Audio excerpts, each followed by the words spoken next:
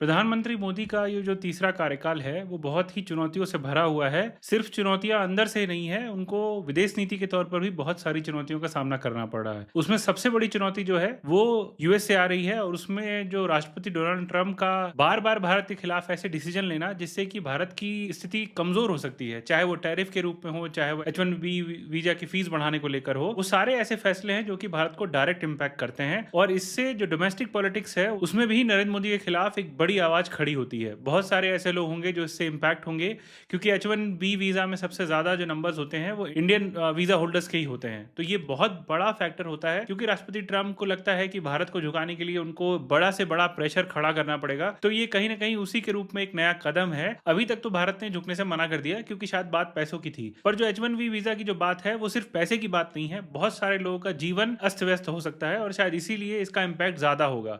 तो domestic politics में भी जो विपक्ष की पार्टियां हैं वो इसको एक बड़ा मुद्दा बनाना चाहेंगी। अरविंद केजरीवाल से लेके राहुल गांधी से लेके कोई भी बड़ा नेता हो, सब इस पर बोल चुके हैं और सब इस पे सरकार को घेर चुके हैं। उनका साफ साफ कहना है कि सरकार की नाकामी है, कि सरकार इसको अच्छे से हैंडल नहीं कर पा रही है। और ये प्रधानमंत्री मोदी के लिए भी पर्सनल झटका है कि आप किसी एक पर डिपेंडेंसी अगर कोई बना लेता है, चाहे वो अमेरिका एज ए देश पे हो या डोनाल्ड ट्रंप जैसे किसी व्यक्ति पर जो राष्ट्रपति हैं और उनके पास पूरी पावर है, तो ये सारी बातें भारत के लिए एक बहुत कठिन समय को सामने लेकर आ रही हैं और इसको सरकार को एक्सेप्ट करना पड़ेगा कि ये समय बहुत ही चैलेंजिंग है। और इसमें सिर्फ बात इकोनॉमिक पॉलिसीज की नहीं है, इसमें बात है मानवीय मूल्यों की भी, और इसको डोमेस्टिक पॉलिटिक्स और इंटरनेशनल पॉलिटिक्स दोनों में ही इम्पैक्ट के रूप में देखा जा सकता है।